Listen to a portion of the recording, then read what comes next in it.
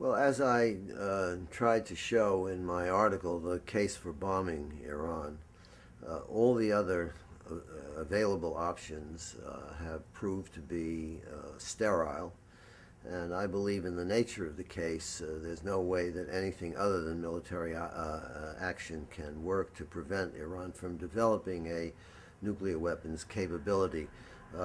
Negotiations have been going on, diplomatic gavotte, as I like to call it, for 4 years, even before Ahmadinejad became president of Iran, and they've yielded exactly nothing.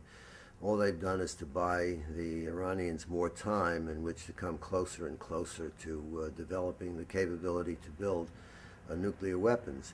There have been two sets of sanctions imposed by the UN Security Council, one weak, one a little less weak, and even if they bite a bit, they haven't at all retarded Iran's progress toward the development of a nuclear weapon, and they too have served to buy the Iranians more time. I believe that this experience, plus the nature of that regime and the nature of its ambitions on the international scene, combine to make it utterly inconceivable that anything short of military action against their nuclear facilities can prevent them from getting the bomb.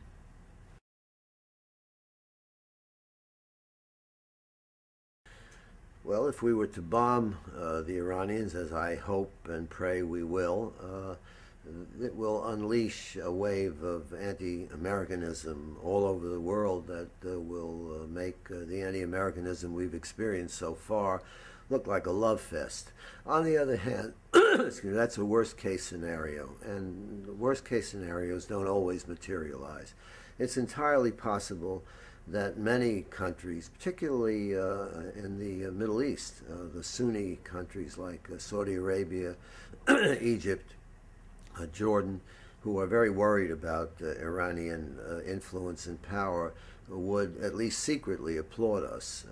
And I think it's possible that other countries in Europe, for example, and elsewhere would be relieved to see the Iranians either entirely deprived of the capability to build nuclear weapons, or at least have that ability retarded for 5 or 10 years or more. Well, it's always hard and sometimes even impossible in a totalitarian political system for dissenting voices to make themselves heard. I mean, the regimes are very brutal in repressing dissent. They arrest, they torture, they threaten, and it takes extraordinary courage on the part of individuals and even of groups to put themselves in the way of that kind of punishment. So that it's not surprising that the moderate, or even the voices, or even those that are of young people who seem to favor democracy, are squelched. There are many demonstrations in Iran, but they're beaten down. So and this is not at all unusual for authoritarian and totalitarian regimes. Well, they should have threatened to bomb the Iranians to smithereens if the sailors weren't returned immediately. They should have threatened it. Whether they would have had to carry out the threat, I doubt. Maybe they would have, but in any event, they permitted themselves to be humiliated, not only because they did not react with force against what would always, throughout history, been considered an act of war. I mean, the seizure of one's armed members of one's armed forces in international waters. But they tried to mobilize, as I showed in my article, the case for bombing Iran. They try to mobilize so-called soft power by getting the European Union, of which they are a member, to condemn the Iranians, which the European Union refused to do, incredibly. They couldn't get the UN, under whose auspices they were in those waters in the first place, couldn't get the UN Security Council to issue a condemnation of what the Iranians had done. They refused to use the word condemn. I forget what they said. They looked with disfavor or something ridiculously soft.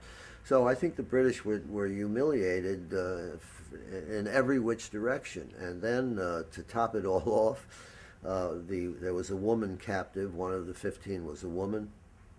She was forced to pose, remove her uniform. I don't mean in public, but they made her take off her uniform, put on Muslim clothing, and she was forced to pose as a Muslim for propaganda purposes. There were no protests against this.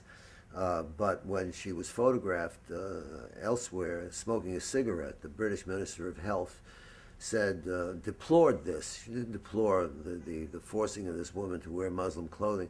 She deplored the fact that she allowed herself to be photographed smoking a cigarette because she said that sends a wrong message to our young people.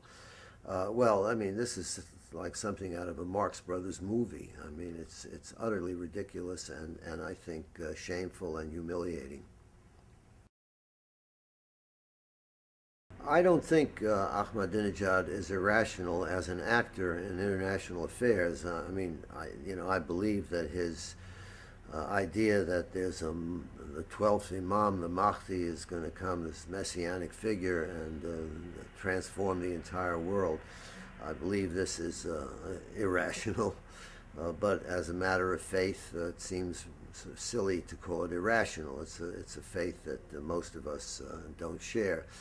But he is not irrational in the way he has played the hand he has been given in international affairs. He has actually established Iran as a more or less formidable presence, certainly in the Middle East and beyond.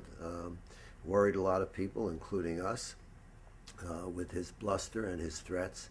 So he's no more irrational than Hitler was at a comparable period, 1938, when Hitler also very shrewdly played the Western leaders who didn't want to take seriously what he said he was intending to do.